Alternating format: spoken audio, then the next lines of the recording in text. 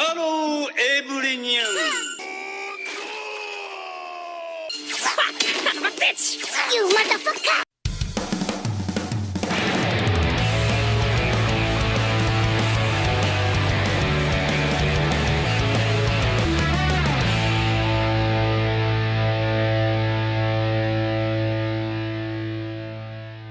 Greetings, citizens! Just a Guy has arrived. If you've ever seen the comments on, well, pretty much anything anime related, then you've probably seen a discussion or even an argument about subtitles and dubs. But why do people care so much? And more to the point, where does this argument even stem from? For a lot of people, maybe it does come down to just being a weeb, or being unwilling to tread outside your comfort zone with a new language. Who knows? However, I think what a lot of people might not realize, even those making their own arguments, is that it might not actually have anything to do with preferring one kind of voice or another. I think there's something a lot simpler to it, and that's immersion. Personally, having started watching subtitled anime really early on, and having been exposed to subtitled foreign films by teachers and relatives even earlier, I didn't really have much of a problem adapting to subtitled anime. I've always been a big reader, and just watching something is a pretty passive act anyway, so to me, reading is just a pretty natural thing all around. But the thing is, while I may take this for granted, this isn't true for other people. And as I've come to find, it might not be as true for me as I've always thought. So what is it then? A bias? Or something else? Given how early I was exposed to subtitled media and how I've always liked reading, I've always just figured that because I was exposed to these things when I was younger, I didn't have any issues adapting, like I said. Seems pretty straightforward, right? Really, if you think about it, that has to be the core of the subs and dubs debate. Anyone who prefers dubs just wasn't exposed to the glorious Japanese language until it was too late for their feeble minds to comprehend its glory. Of course! It all makes sense to me now.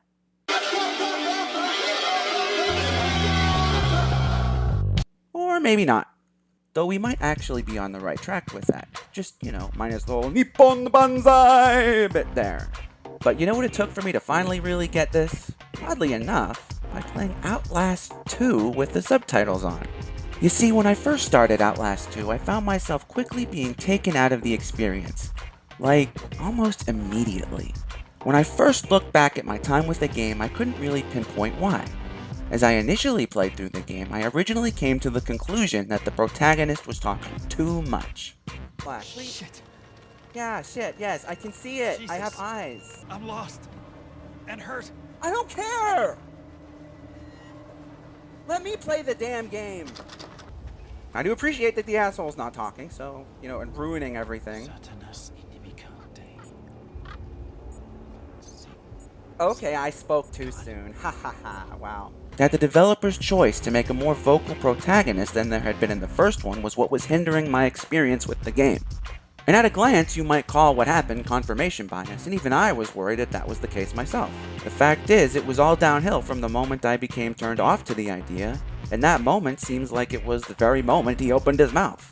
Of course, it doesn't help that I got stuck in a very early part of the game, yet at the same time, I feel like I only got stuck because I became so stuck on what I then perceived as a poor change in the game's design, that being the more vocal protagonist.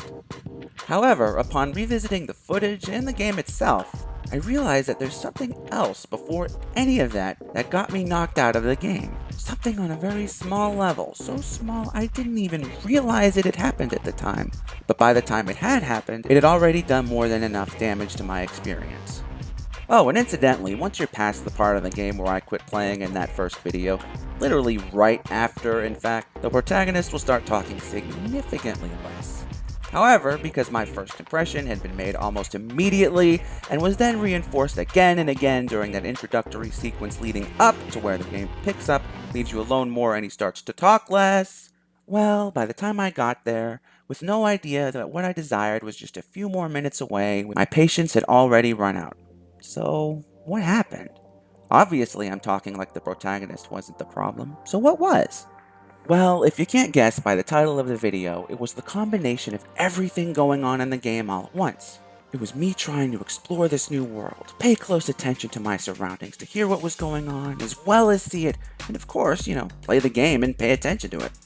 And I was trying to do all of that while subtitles kept coming up and wanting me to read them. And they'd often come up before what they were depicting was actually said in the game. And that, among other things, would often lead to me seeing things too soon.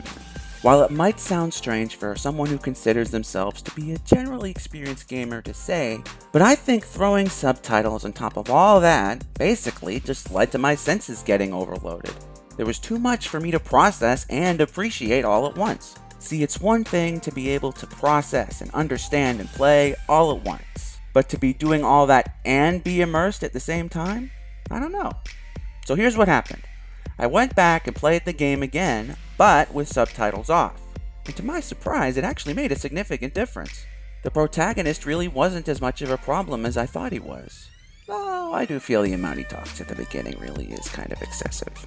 Still, when you get down to it, the subtitles combined with everything, combined with his frequent lines, specifically right as I was starting the game, were what repeatedly broke and then made it harder for me to reclaim my ability to be immersed in the game. And it was the fact that my immersion was broken that made it so difficult for me to enjoy myself with the game. Not that the protagonist was talking, or even necessarily that there were subtitles. Admittedly, this is something I can only say based on my own experiences, so maybe this won't be true for anyone else in the whole wide world, but having returned to the game since then, so far I feel like I'm on the right track. Even so, this is by no means an objective science here. It just happens that in my case, my personal specific case, it was the subtitles that pushed my ability to take it all in over. So how does this apply to anime? I think it's pretty easy to figure that. I'm sure if you've watched to this point, some of you have already made that logical jump. Outlast 2 is exactly the second game I've played of its kind without quitting, cowering in fear.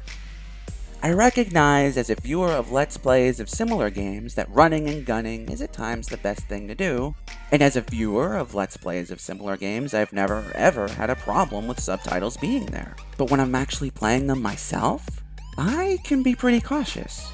I'm slow, I'm taking everything in. I don't want to lose or get caught. The experience has been very alien to me, not unlike how trying subtitled anime might be for newer fans, like I was talking about earlier. In short, with Outlast 2, on top of creating an experience that was apparently sensory overload for me, games of its kind are just new experiences too. So the text popping up on screen so plainly like that lessened the impact and extracted me so much that I stopped being able to fully get into the game. Regardless, I think a great example of all this is how I managed in the game's initial part, even when I knew what was coming. In playing this sequence over without subtitles, I actually found myself jumping at parts I didn't jump at the first time. Because now I was able to really lean into the game without text jumping back out at me and pushing me away every time my protagonist saw something. I found myself getting immersed into the game much more quickly and being drawn into things much more easily. Really, perhaps the greatest example, and the one that really convinced me I might be onto something with this thought, was the very first moment of the game.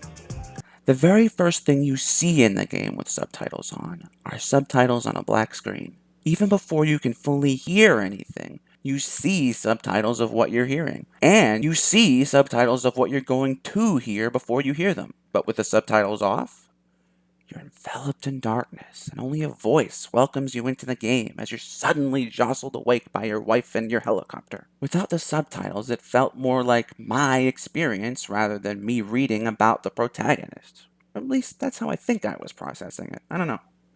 Regardless, to me, those first few minutes of the two plays through this sequence, which happened less than 24 hours apart, felt like completely different games. And it makes me wonder how far down this rabbit hole goes. Was it the size of the subtitles? The font? That I am a very anal writer, the likes of which cannot accept being used to supplement a woman screaming in fear, and thus subconsciously found the subtitles inadequate from the get-go? Truth be told, I don't really know. Because there's no universal rule for subtitles in games, at least not that I'm aware of. And because I rarely play games like this to begin with, it may just not be an issue I'll ever find myself needing to tackle in the first place. It may well be that this is something I'll need to learn to do the same way a new anime fan will learn how to read subtitles as they watch anime. That, or join the dub camp, or in my case, no sub camp, as it were. It might not seem like much of a big deal, but how easy or difficult it is for us to find ourselves getting pulled into things really does vary from person to person. And that's the main point I want to make here.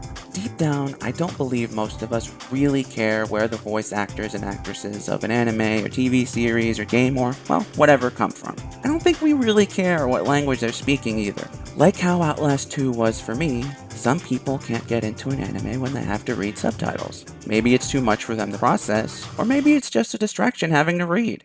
Maybe it's both. While watching an anime or a movie might be something I can handle fine, I really can empathize with how some people might just not be able to handle it, now more than ever.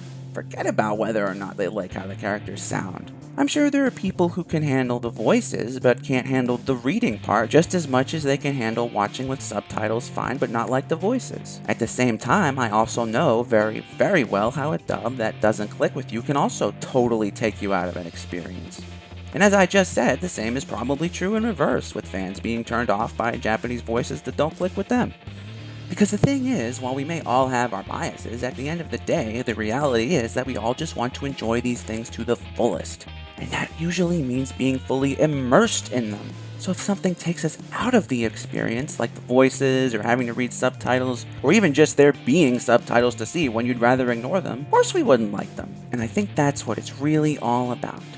It's not about subs versus dubs. It never has been. It's just my route to immersion versus your route to get there.